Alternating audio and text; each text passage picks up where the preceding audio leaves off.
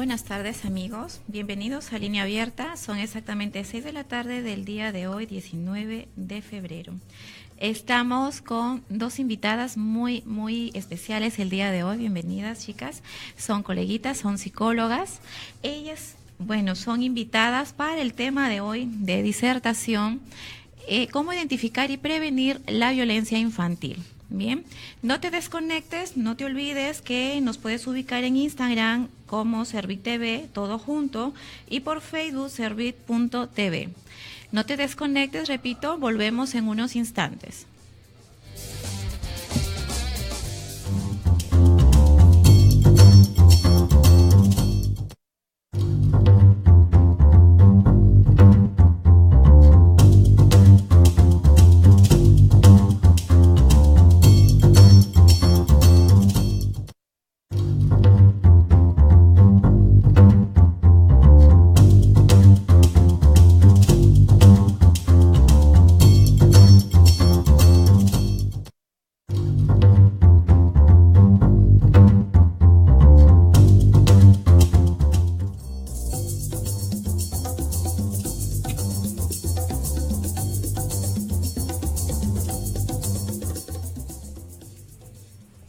Muy bien amigos, como les decía, el día de hoy tenemos dos invitadas muy especiales, ellas son psicólogas. Se trata de María Norma Monja Odar, ella es psicóloga clínica forense, trabaja en el Ministerio Público, además es docente universitaria aquí en Piura. Bienvenida Mari, ¿cómo estás? El día de hoy también nos acompaña la psicóloga María Elizabeth Salazar Vega, ella también es psicóloga y también docente universitaria aquí en Piura, tiene la especialidad en psicología clínica y ella ve casos especiales como problemáticas de conducta, problemas de pareja, ansiedad y depresión, además de trabajar con niños y adolescentes. Entonces son nuestras invitadas del día de hoy, chicas, muy bien. Empecemos, bienvenidas, que el tema de hoy es tan amplio, tan rico, y podemos disertar de él, ¿no? Cómo prevenir e identificar la violencia infantil, en los infantes, en los niños, como se ve el día de hoy a diario en la televisión, la sociedad pues está como que avanzando la violencia, no se detiene. ¿Qué nos pueden decir al respecto?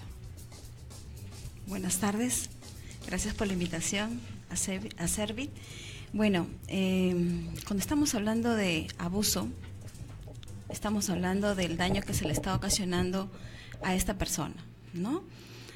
Podríamos estar hablando de un abuso sexual, un abuso físico, un abuso psicológico, un abuso emocional.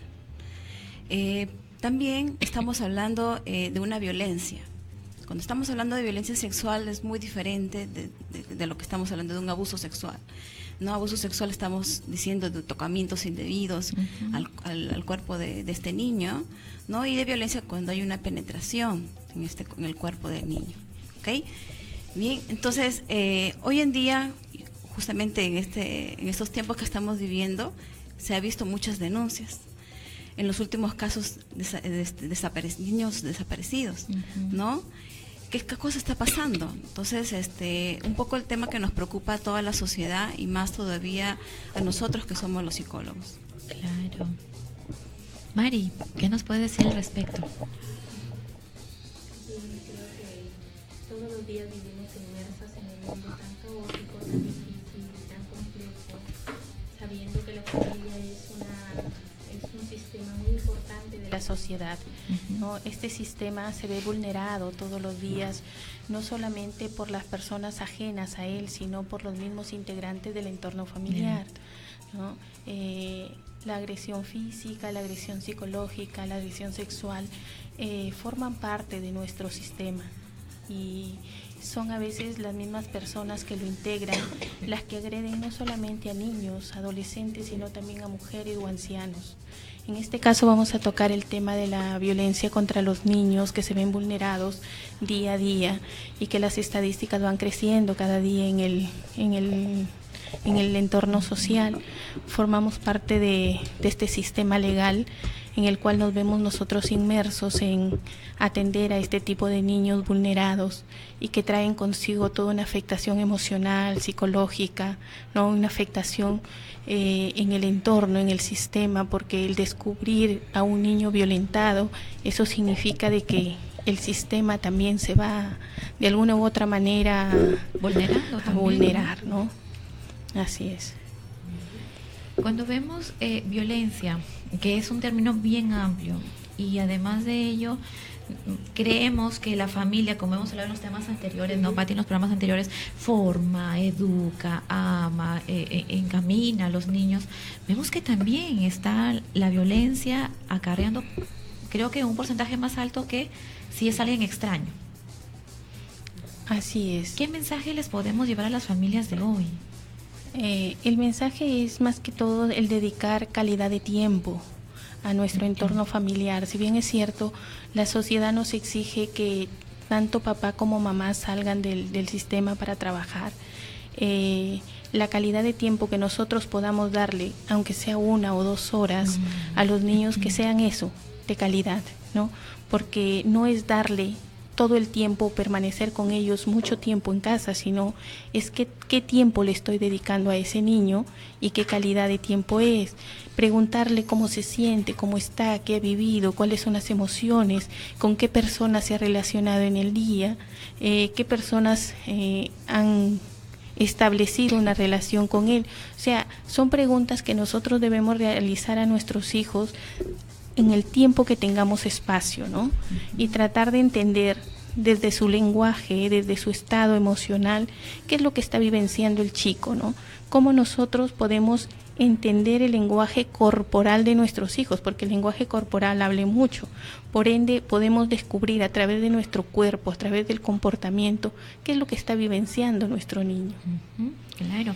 Y para que los papitos que nos están escuchando, Mari, discúlpame, ¿de qué se trata el lenguaje corporal, ¿no? ¿Cuál podría ser un indicador? Por ejemplo, los que ya somos papás, sabemos que nuestros niños, por ejemplo, son alegres, son inquietos, son vehementes, son espontáneos, y de pronto de un momento a otro estos niños cambian el comportamiento, ¿no? Se vuelven ensimismados, callados, retraídos, o de pronto no quieren comer, o se vuelven irritables, explosivos. Entonces, ¿por qué el niño está cambiando el comportamiento? Es porque algo está pasando, ¿no? Y preguntarle qué está pasando con él y darle la confianza para que el niño pueda transmitir lo que vive. Porque muchas veces los padres no generamos confianza en nuestros hijos, ¿no? Como les decía anteriormente, la calidad de tiempo que les damos. O llegamos a casa, ya te bañaste, ya comiste, ya hiciste las tareas. Comenzamos a hacer un interrogatorio. Sí, un pliego de preguntas que sí ya hiciste. Estamos en el mundo del hacer y al hacer, ¿no? Pero no preguntamos cómo estás, cómo te sientes, ¿no? Lo que decía también anteriormente, el ser de su hijo, ¿no? ¿Cómo se siente ese niño que ha estado 6 horas sin tu presencia? ¿Qué ha pasado durante esas 6 horas? O en el lugar donde lo dejaste, ¿qué pasó durante ese tiempo? Y entender que a veces los niños traen mensajes que las personas a veces agresoras les dicen como no lo digas, es un secreto, o te puede pasar algo, o puede pasar esto. Entonces es el niño como que guarda toda esa información. Muy bien. Mari, ¿tú nos querías compartir también? Sí, lamentablemente a veces, como menciona mi compañera, mi colega, los padres salimos a trabajar. ¿Y con quién los dejamos? A pesar que tenemos personas de confianza, el niño tiene que saber identificar cuándo es el momento que está padeciendo de abuso, ¿no? Por ejemplo, quizás de repente dejamos con la empleada o dejamos con la tía favorita y no vemos un poco más allá de que este niño, ¿no? Cómo enseñarle, cómo orientarle, cómo decirle, cómo decirle, cómo informarle a este niño, ¿no? De cómo poder identificar a esa persona que está haciendo algo incorrecto, como pedirle, por ejemplo, bájate el short, súbete la falda, no le digas nada a tu mamá, es un secreto entre los dos. Y así infinidad de frases, ¿no? Hay una... Gracias más bien por el poder aceptarnos, el poder venir. Yo la verdad que, al igual que Yuixa, le doy la bienvenida porque son dos personas bastante importantes, sobre todo en esta parte del tema en la cual María pues se desenvuelve bastante bien, porque de hecho tú trabajas diariamente con temas de violencia y sobre todo tú, Mari, que trabajas también con niños y adolescentes. Pero más que una pregunta, creo una reflexión. ¿Cuáles son los mitos que obviamente tenemos con respecto a la violencia? Hay una multiplicidad de mitos con respecto a hablar de violencia, hablar de sexo, no hablar, hablar directamente con mi hijo cuando es muy pequeño porque me entiende, no me entiende, o probablemente ya no con el que tiene 16 o 14 porque ya él está en sus cosas. ¿Cuáles son los mitos más comunes que las personas que nos están escuchando ahora están pensando, bueno, lo digo, no lo digo, ¿no? Entonces, hablar está bien de sexo, a qué edad, bajo qué términos, ¿no? Yo creo que hablar de sexo es para todas las edades. Ya no estamos en la época antigua donde hablar de sexo era tabú, donde nosotros no podíamos preguntar cómo nacen los niños o qué es una relación sexual, ¿no? O de pronto las típicas preguntas de los niños, ¿cómo yo salí de tu barriguita?, ¿no? Entonces, son preguntas que a veces los padres no tenemos respuestas. Sin embargo, yo creo que hay que adecuarnos al lenguaje del niño. A veces hay expresiones, cómo nombrar a las partes íntimas. A veces no se les llama ni vagina ni pene, ¿no? Los niños cuando son interrogados dicen mi cosita, mi sapito, ¿no? Mi pochita. Entonces son términos que utilizan los niños, sí, ¿no? Sí, y para los padres es un mundo hablar del sexo, ¿no? Pero ahora ha avanzado tanto la tecnología que hay videos tan creativos como para poder transmitir a los niños que su cuerpo es propio y que nadie tiene derecho a tocarlo, ¿no? Que de pronto ya no existe eso es malo, eso es pecado, que son los tabúes anteriormente, ¿no? De nuestros padres, por ejemplo, ¿no? Nosotros jamás podíamos hablar de sexo, porque nos decía, eso es pecado, Dios lo castiga, eso es malo, eso es feo, cosas de grandes, ¿no? Sin embargo, ahora ya no, es algo muy espontáneo y muy natural para los niños, ¿no? El niño desde que ingresa al inicial, el niño desde que aprende a hablar ya sabe cuáles son sus partes genitales, ¿no? Vagina y pene, las niñas tienen vagina, el niño tiene pene, ¿no? Y enseñarle al niño que esas partes y todo su cuerpo no puede ser tocado por nadie, ¿no? Hay un mito, Mari, que quería compartir contigo, sobre todo el tema de la familia, ¿no? No, en familia probablemente las que comúnmente son varias, pues, ¿no? Comentan y dicen, bueno, ¿qué va, no? Mi hermano, mi primo, ¿qué va a hacer mi tío, mi papá? Pues jamás va a hacerle daño. ¿Dónde es que nace con mayor, de repente, no sé, pues estadísticas, el tema de la violencia con los niños? ¿Dónde debemos tener un poco de incidir más en el tema de prevención? Justamente el 80% se podría decir que viene más de personas conocidas y en la familia, ¿no? Y tenemos que tener bien claro a nuestros hijos o a los niños que el abuso sexual también se puede dar con la familia, ¿no? Entonces, aquí más que todo es tener bastante cuidado, orientarnos como padres de familia y hablarle de educación sexual acorde a la edad que tiene. Si estamos hablando de niños de la primera infancia de 0 a 3 años, ¿no? Obviamente nosotros tenemos que explicarle cómo tener que cuidar nuestro cuerpo, quién te tiene que tocar, quién no te debe tocar, quién te va a cuidar. Después de 3 a 6 años, igual manera, para no tener problemas en la adolescencia. Hay muchos casos en la adolescencia que, por ejemplo, han reprimido abusos y violencias sexuales y se ve solamente en el comportamiento que tienen hoy en día para tomar decisiones, por ejemplo, elegir la carrera, ¿no? O otro tipo de decisiones, ¿no? Eso son bastante nocivos estos mitos, ¿no? Sí. Porque como que cortan, a veces lo que tú decías, que a veces con ansias necesitamos la comunicación, ¿no? Y a veces decimos por la desidia, ¿no? Sí, María. Por ejemplo, cuando tú referías de que a veces es incomprensible o a veces hasta no creíble que el tío, que el hermano o el papá los haya tocado, ¿no? No, pero ¿cómo va a ser tu papá? Eres una mentirosa. Son No le expresiones creemos, que al niño le decimos, ¿no? Y los niños lo repiten cuando son entrevistados, ¿no? ¿Por qué no lo dijiste? Porque mi mamá no me va a creer, porque es mi abuelito, porque la familia se va a destruir, por mi culpa mis papás se van a pelear, ¿no? Entonces es el temor a la desestructuración familiar, porque los niños también guardan esa información o esas vivencias, y porque a veces no les creen los padres, ¿no? Hay niños que de pronto hablaron y los padres, no, cállate, porque si no tu abuelito se va a morir, ¿no? Expresiones como esas que vierten los niños cada día cuando son entrevistados. Entonces son mitos que de alguna u otra manera afectan el estado emocional del menor, ¿no? ¿Y cuánta carga emocional? Cuánta carga emocional, así es, y cada vez va avanzando, ¿no? Primero el temor, la vergüenza, luego sentimientos de culpa, ¿no? Y así como una infinidad de sentimientos o emociones cargados que llega un momento que ya no lo pueden controlar, ¿no? El mito de no creer, ¿no? El mito de no creer. O de estás mintiendo, ¿no? Estás mintiendo, entonces, como eres muy malcriado, muy movido, muy inquieto, ¿qué te voy a creer, ¿no? Entonces, y a la final es el rechazo que tienes del hijo con el padre o la madre que no le cree, más no con el agresor.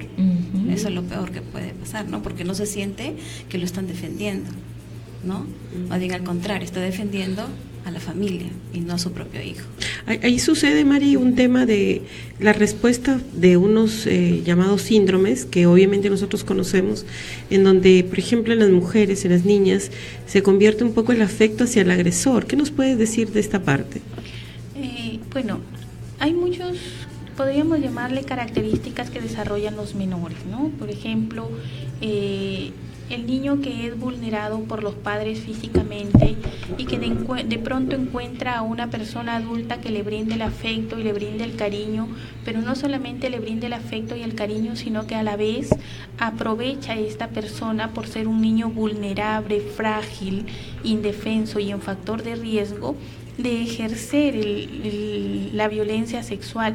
Pero un agresor hacia un niño en realidad no ejerce la violencia, no ejerce la agresividad o la impulsividad que puede ejercer con un adulto, sino que trata de comunicarse con el niño, relacionarse de manera afectiva, ¿no?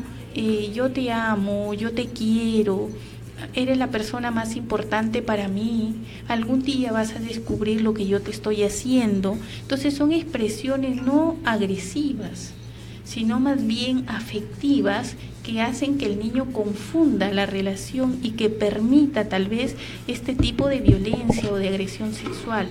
Hay una investigación que se realizó en España, lamentablemente no hay en Perú, pero sí en España, donde aplicaron el instrumento multiaxial de Milon a personas agresoras, a niños, ¿no? Entonces podemos encontrar que el perfil de las personas agresoras son los compulsivos, los obsesivos compulsivos, que si nosotros los estudiamos son personas correctas, estructuradas, organizadas, con tendencia al perfeccionismo, y uno dice, no creo que lo pueda hacer.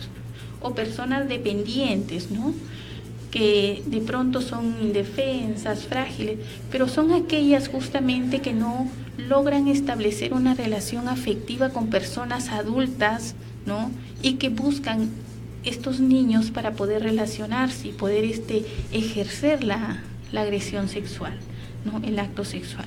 Por ende, o sea, cuando nosotros vamos a evaluar a los agresores, vamos a encontrar este tipo de sujetos que no han ejercido la violencia, pero sí que de alguna u otra manera han enmascarado la afectividad para llegar a los niños, ¿no?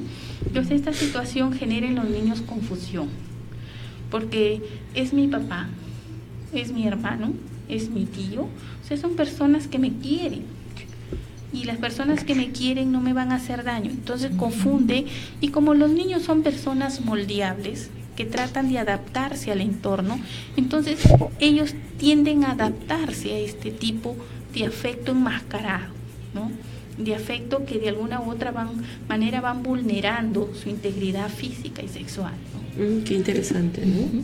Que es muy diferente del tema de que el niño que es raptado y es secuestrado por un tiempo y fue violado y lo encontraron muerto en tal lugar. O sea, es muy diferente. O sea, la familia misma busca relaciones. Se busca este apego, mal apego, ese mecanismo, ¿no? Y sobre todo, Mari, que ahora de acuerdo a las noticias vemos la parte final, cuando ya la prensa nos pregunta a nosotros cuál es el perfil del agresor, ¿no? Y cómo usted como psicóloga describiría a esta persona que mató, que violentó a esta niña, ¿no? Es un poco la parte final que ya nos llega a nosotros, pero lo cual yo creo que en esta tarde estamos rescatando cosas tan interesantes que nos lleva a prevenir, porque ahora tú estás mencionando cómo conocer el perfil del agresor que puede estar en nuestras casas, ¿no?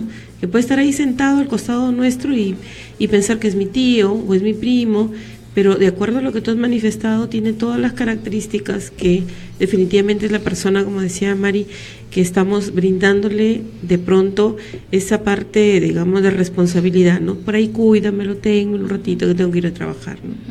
Entonces, es bien interesante. Mari, hay una pregunta importante, ya que hablamos del perfil, ¿no?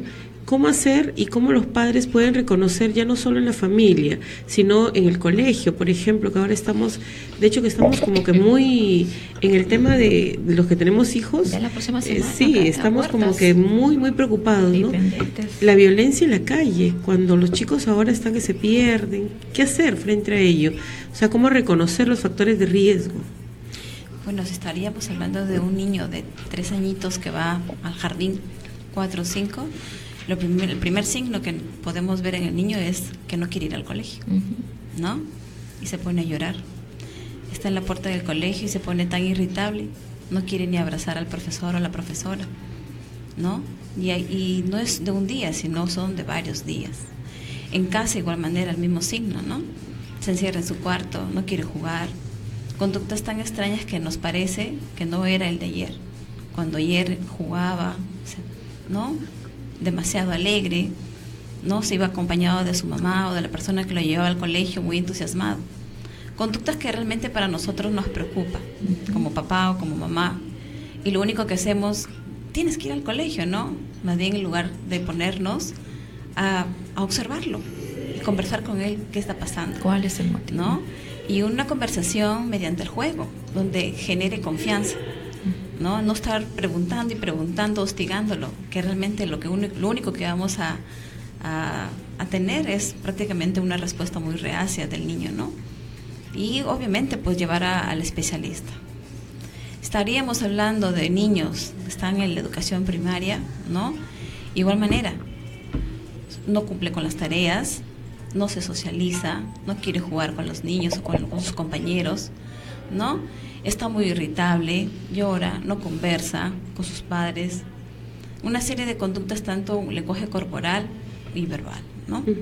Estamos en una psicosis, Sí. creo, social muy alta, ¿no? Sí. El profesor de la piscina, el de karate, el profesor de danzas, el profe de matemática que le exige que se quede hasta las 2 de la tarde, ¿no? O la profesora que también vulnera a veces los derechos, digamos, entre comillas, sexuales de nuestros hijos. ¿Qué hacer frente a ello? ¿Cómo digamos, reconocer que verdaderamente dejo a mi hijo en buenas manos, ¿no? Que también no es un trabajo de los psicólogos, sino también un trabajo en conjunto, profesor, profesora, padres, psicólogos, intervenir, ¿no? Prevenir ante un abuso que se puede dar, Claro. ¿no? No, yo me refería al padre, ¿no? ¿Cómo puede reconocer algunos signos de alerta en gente que puede estar circulando al lado de mi hijo o de mi hija, ¿no? Yo tengo un hijo de 16 años y cuando lo dejo en la piscina y veo a los profesores, me quedo atrás de cualquier lugar y mirando unos 15, 20 minutos, y yo creo que ese miedo que yo tengo a mi edad y a la edad de mi hijo, pueden tenerlo muchos padres, ¿no? Mira, suceden casos, y hemos tenido muchos casos de profesores agresores sexualmente, ¿no? Donde se ve la preocupación excesiva del docente por el alumna o por el alumno, O por ¿no? el alumno. Entonces se le pregunta por qué específicamente a ella o a él usted está pendiente, ¿no? O el niño lo dice. O sea, mi profesor está pendiente de todo lo que yo hago, si voy a educación física, si tengo enamorados, si salgo de mi casa, O sea, es como que él está muy pendiente de las cosas que yo hago. Y casos que ya se han visto y se han evaluado donde el niño refiere esa situación y lo que está generando en el niño es la ambivalencia afectiva, la inestabilidad emocional, ¿no? Esto, por ejemplo, en el niño va a generar comportamientos desadaptativos que repercuten en ellos mismos. Tenemos niñas de 10, 11, 12 años que ya han intentado el suicidio o que de pronto se presentan las autolesiones en ellos, ¿no? Que son propios de las características de personalidad que va formando un niño vulnerado sexualmente. Las investigaciones refieren de que un niño que es vulnerado sexualmente desarrolla un tipo de personalidad inestable, donde va a presentar características muy peculiares como es la autolesión, la ideación suicida recurrente o el intento suicida recurrente, los sentimientos de vacío y soledad, donde él mismo los va generando por el ambiente donde se desarrolla o donde se encuentra o las personas que lo van vulnerando día a día. Muy bien, tenemos una preguntita, ¿no? Manuel Leonel nos dice, ¿no? Bueno, saludos para nosotras, muy buenos los temas, interesantes. Pregunta, ¿qué debe hacer uno si ve o escucha, siendo su vecino, que el padre le está gritando y pegando a su hijo al enseñarle las tareas? ¿Qué debe hacer uno? ¿Intervenir en ese momento? ¿No hacer nada? ¿Dónde recurrir? Porque por lo que pregunta aquí el amigo invitado es algo recurrente, no se entiende, ¿no? Es un vecino y él escucha que se le está agrediendo al niño, lastimando, ¿no? Así sea su hijo, algo. Claro. ¿Qué debo hacer? Dice el señor. Hay instancias a donde debe recurrir, como es la comisaría más cercana, la comisaría de familia, la de MUNA, ¿no? El Centro de Emergencia Mujer, que son entidades donde nosotros podemos recurrir, o la fiscalía, ¿no? Que es la donde podemos poner una denuncia, como en las comisarías, para que se tomen medidas pertinentes, ¿no? Porque para enseñar las tareas o para cualquier cosa, los medios correctivos no es la agresión, ¿no? Con el niño hay que utilizar refuerzos positivos o refuerzos negativos, o de pronto negociaciones con el niño, ¿no? Si tú haces la tarea, si tú sales bien, vas a tener premios, o vamos a salir, o tendrás el paseo que tú deseas, ¿no? Hay forma de cómo negociar con los niños y los adolescentes. Pero en ese caso el señor que hace la pregunta, o sea, no puede intervenir. Escucho ya mucho que le maltratan al niño y salgo de mi casa y ir y preguntar qué pasa, señor, qué está haciendo, lo voy a denunciar, o sea, ¿cómo debería actuar él? O sea, si supongamos que es ahorita y no hay una comisaría cerca o mientras hace el trámite, pero él está escuchando que están maltratando al niño, ¿sería prudencial, recomendable que él solo vaya a denunciar a la casa y diga, por favor, deje de maltratar al niño? Eso es siempre. Bueno, de alguna u otra manera podría ayudar si los padres son asequibles y flexibles, pero si no va a salir agredido él también. Entonces yo creo que recurrir a la comisaría más cercana es lo más factible. ¿Las denuncias anónimas en ese tipo de casos? También funcionan. Muy bien, entonces espero haber satisfecho con la respuesta de la doctora Mari. Nos vamos a unos cortes comerciales. Tenemos el saludo de Yeser Arámbulo. Sí, qué alegría ver a Patti. Y los saludos para Patti. Ha sido un Wilmer Torres. Y bueno, vamos a unos cortes. Regresamos. No se desconecten, chicos, por favor. Estamos en Servit TV, todo junto, en Instagram, y Servit.tv en Facebook. Ya volvemos.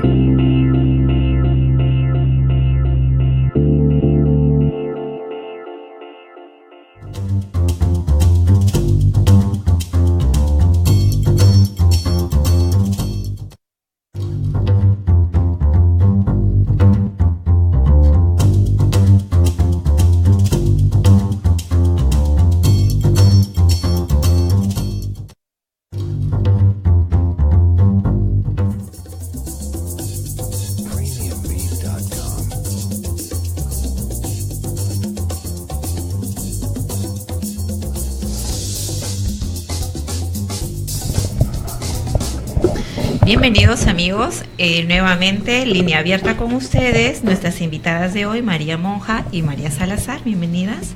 Y para nuestros amigos que recién se están conectando, ¿no? A través de Servit.tv en Facebook y Servit TV, todo junto por Instagram, les estamos hablando sobre el tema de cómo identificar la violencia infantil. Y ante el primer bloque se respondió una pregunta, ¿no? Tenemos otra pregunta, dice Leuman Vallejos, nos dice, esos papás que maltratan a sus hijos en su vejez son cuando pagan las consecuencias. Él comenta más que pregunta, ¿no? O sea, ¿qué tipo de consecuencia podrán pagar? Para la tener cárcel, de repente, ¿no? El repudio de la familia, ¿no? Leonel, el padre maltratador. Leonel nos dice, con respecto a su pregunta, y si la madre de ese niño sabe que su padre, o sea, su pareja, maltrata a su hijo y no hace nada, y no lo quiere denunciar, ¿uno qué puede hacer? O sea, de repente al hacer la denuncia por el padre que agrede, en ese caso la mamá que observa, que sabe que es maltratada, que maltratan a su propio hijo, ¿también incurre en la denuncia? Es un delito. Claro, o sea, si el padre maltrata y la madre es un mero observador del maltrato, es cómplice del maltrato. Por ende, el niño tendría que, al denunciar, yo creo que las autoridades, en este caso los operadores de justicia, tienen que buscar el lugar donde poder ubicar al niño, porque ahí se puede declarar en abandono moral, ¿no? Entonces, generalmente dan a conocer a instituciones que puedan ayudar a este niño a encontrar un lugar donde poder estar bien. O sea, después de la denuncia de la comisaría, ¿pasaría a la fiscalía? Claro, a la Fiscalía de Familia. La Fiscalía de Familia, a su vez, busca la institución indicada para poder ubicar al niño en un lugar, si es que no hay otra dentro de la familia, ¿no? Como los tíos, los abuelos, que puedan acoger al niño en un ambiente saludable. Ellos van a buscar un hogar donde poder ubicar al niño.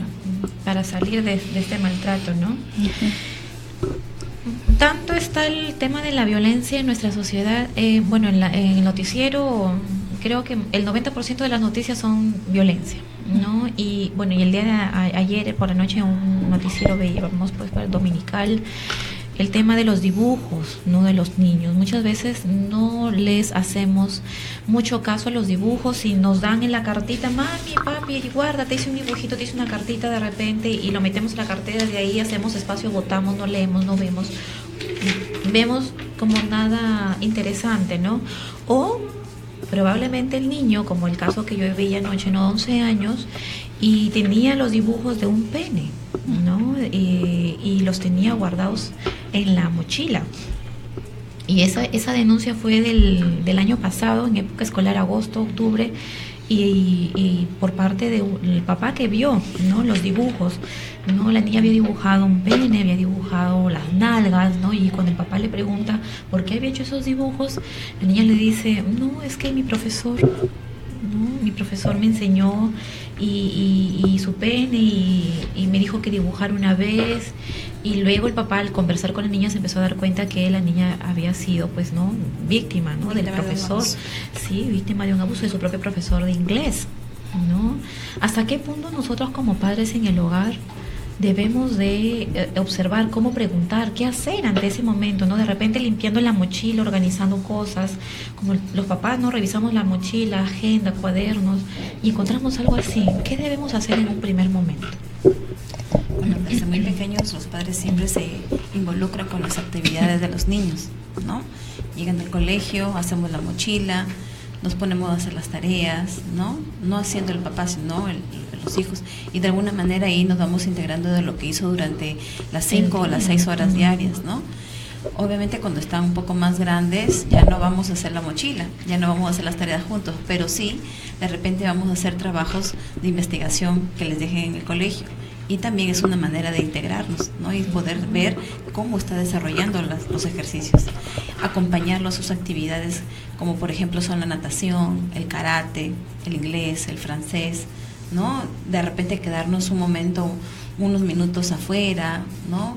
Con qué personas se está integrando, cómo se está desenvolviendo mi niño de 13, 14, 15 años en ese entorno, ¿no?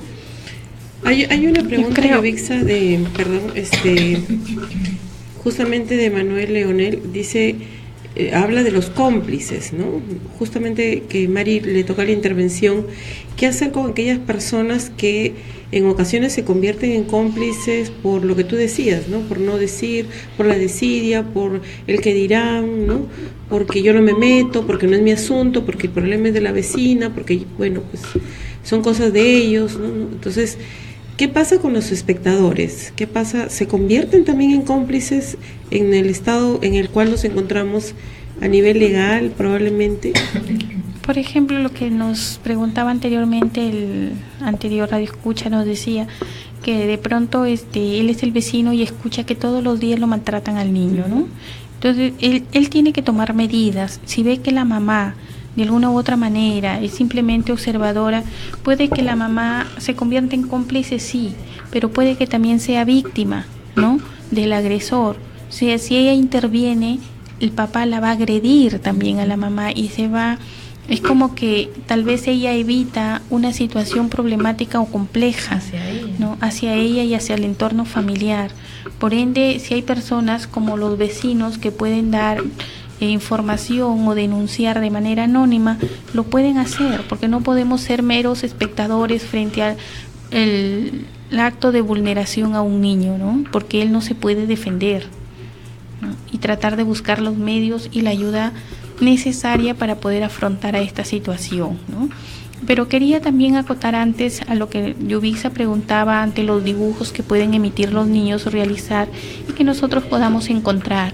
Los dibujos son indicadores de las vivencias internas, ¿no?, que el niño vivencia, que el niño experimenta. Entonces, nosotros como psicólogos sabemos interpretar los dibujos. Tal vez no todos los padres son psicólogos, pero de alguna u otra manera tienen que buscar las estrategias para que ellos puedan llegar a los niños y estos a la vez puedan explicarles cuál es el contenido del dibujo, ¿no? ¿Por qué dibujaste un pene? ¿Por qué dibujaste un poto? ¿O por qué dibujaste a una persona grande y a una pequeña en el piso? O sea, hay dibujos que de alguna u otra manera nos van a manifestar información interna que viven los niños. Está bien interesante el tema, ¿verdad? Y sobre todo el tema en esta época en donde vemos la vulnerabilidad de los derechos de los niños totalmente bastante desquebrajada, ¿verdad? Y vemos que ya no solo se asume con niños muy muy pequeños, ¿no? Y lo que hablábamos en el corte, ¿qué hacer, por ejemplo, con los niños o con los no tan niños, por ejemplo, los adolescentes, ¿no? Tú decías algo bien cierto, el tema del cutting, por ejemplo, es una señal de alarma para nosotros, definitivamente, ¿no? Es una señal de alarma, pero y cuando no tenemos señales de alarma porque el joven de 14 o 13 no quiere hablar contigo, está muy ausente, tiene una vida muy muy reiterativa, ¿qué hacer para descubrir que hay algunos factores de riesgo, chicas, en este tema? Por ejemplo, los niños los adolescentes tienen un entorno social en el colegio, ¿no? Hay niños que se cierran tal vez a la comunicación con los padres, pero ellos comunican a los amigos. Hay expresiones de niñas que han escrito cartas como decir: mi vida no sirve, ya no vale nada, mis padres nunca están, solo tengo a ustedes que están en el colegio y por eso vengo, porque regresar a mi casa es un encierro, es una vida que ya no es vida, dice, ¿no? Y se corta y yo prefiero la muerte. Entonces nosotros tenemos, si los padres no tienen una comunicación abierta con los hijos, con los adolescentes, recurrir al entorno circundante de la escuela, del colegio, ¿no? Y buscar por lo menos comunicación con los amigos que pudieron haberle transmitido sus hijos, cuáles son las necesidades, de pronto qué es lo que los niños buscan, porque no logran comunicarse con ellos, y los amigos son las fuentes o los referentes que nos van a ayudar para poder dar solución a la problemática que presentan los adolescentes, ¿no? Hay niños que de pronto tienen hasta la confusión de identidad sexual y los padres tal vez no se han dado cuenta, o de pronto se dan cuenta y no saben qué hacer. Muy interesante porque, o sea, además de lo que tú mencionas, vemos que como padres no nos detenemos a conocer el entorno próximo de nuestros hijos adolescentes, ¿no? Y cuando tú dices ir a la escuela y preguntar en este entorno, ¿no? O sea, implica de que yo vaya a conversar con la tutora o de repente con la psicóloga del colegio si es que hubiese. pero con los amiguitos.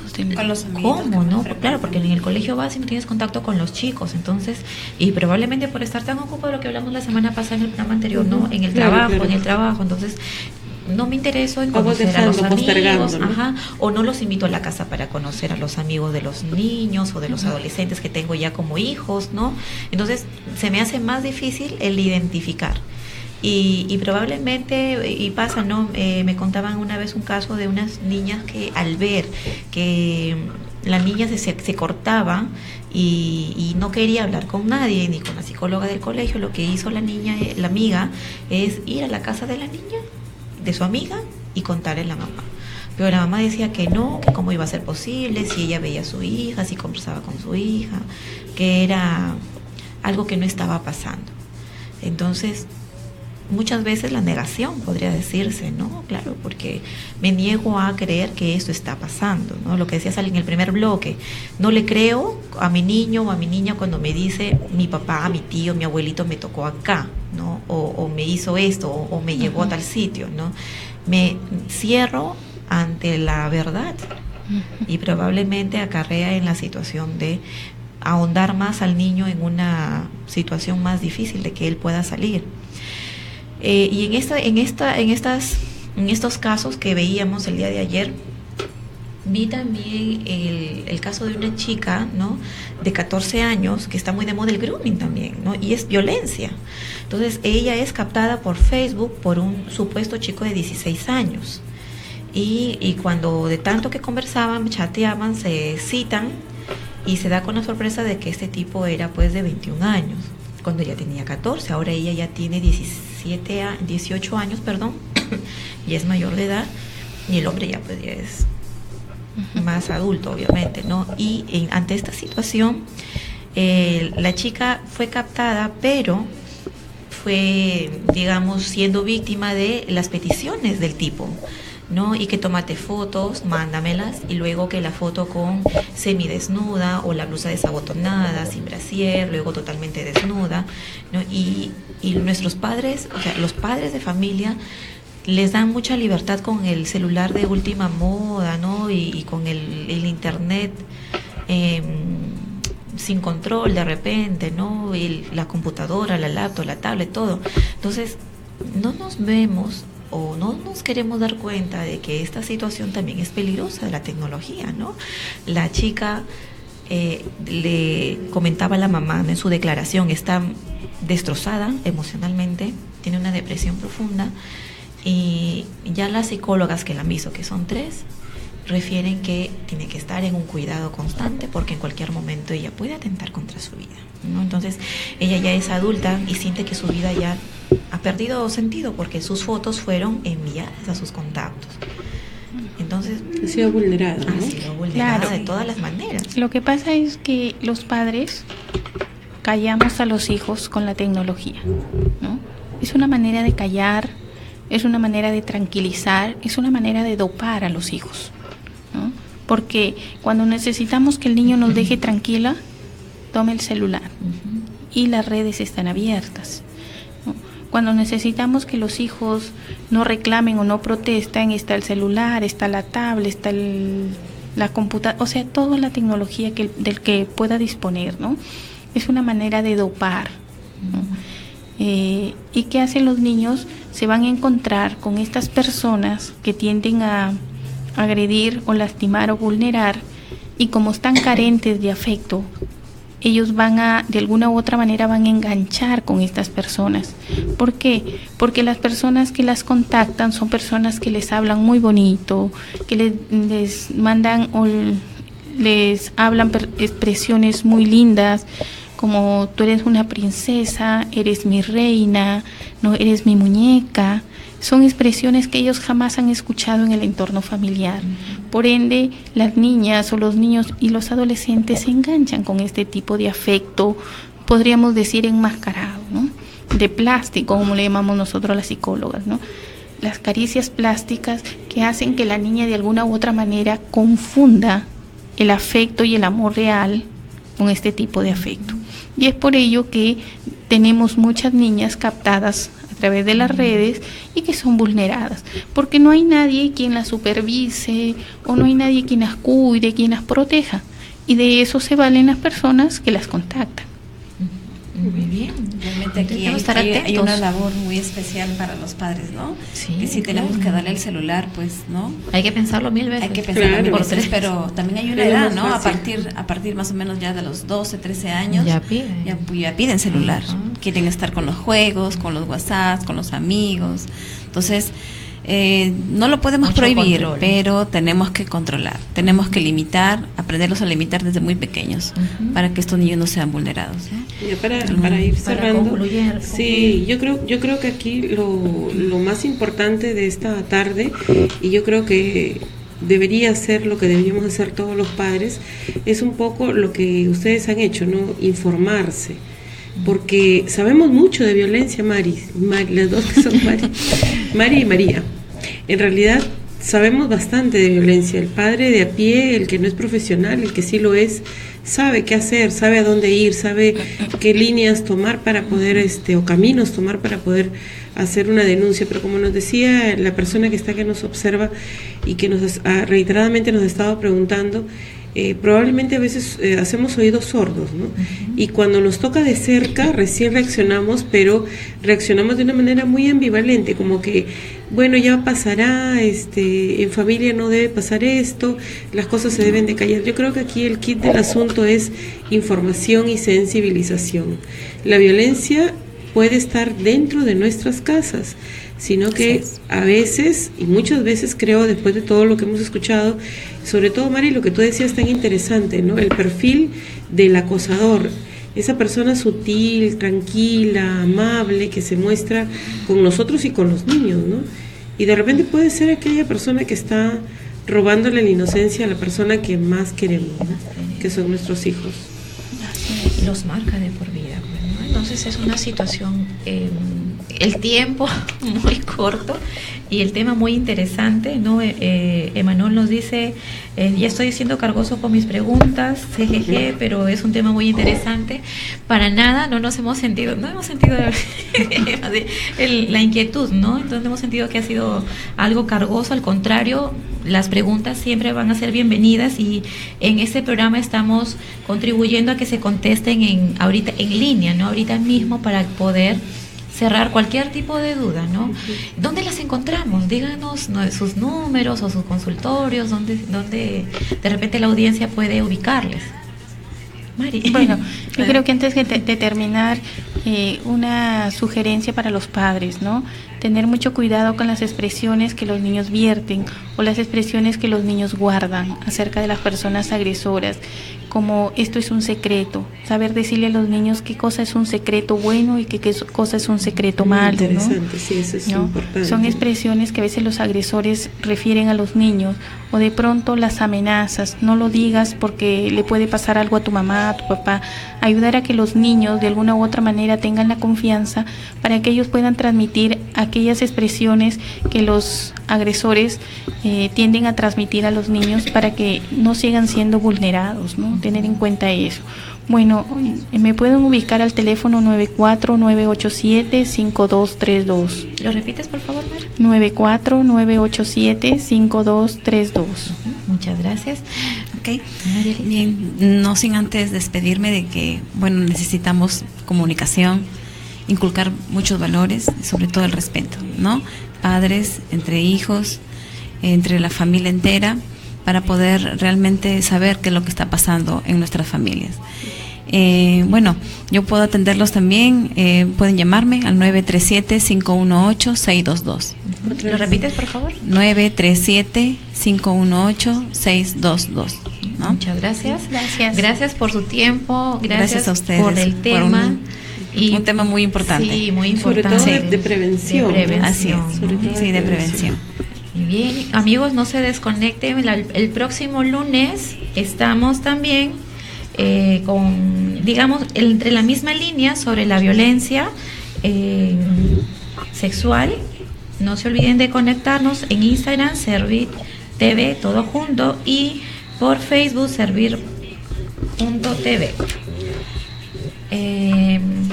el último aviso de la semana de la felicidad es posible con Cristo. Los integrantes del movimiento Servit tenemos a bien invitarle a usted y familia a participar del retiro del desarrollo humano y sanación interior denominado Con Cristo la felicidad es posible. La predicará el padre Walter Malca, misionero redentorista y fundador de nuestro movimiento Servit. Dicho evento se realizará el 9 al 11 de marzo del presente año del 2018, en la Casa de Retiro Villa Nazaret de Chulucanas, en Piura. La felicidad expresada en paz, alegría, armonía, es un bien que todos buscamos, pero muchas veces lo buscamos en lugares equivocados. Por eso no la encontramos. Tenemos que convencernos que la felicidad únicamente se encuentra en Jesús. Por eso este retiro será una hermosa oportunidad para encontrarnos con Cristo y así encontrar la felicidad que tanto andamos buscando. En Piura puede usted comunicarse con Erickson Cardosa al 9551-84229, repito, 9551-84229. Así es, atentamente la comisión organizadora. Y Pati, ¿dónde te encontramos? Bien, gracias amigas, a las dos de verdad por esta tarde, nos han enseñado, sobre todo para aquellas personas que estaban a la expectativa, ¿no? De padres de muy menores o personas ya como adolescentes. Bueno, ustedes saben que me pueden encontrar en el Centro de Atención Psicológica de Psicología Integral que queda en la urbanización Piura, o también al teléfono 96-906-7575. Repito, 96-906-7575. Muy bien.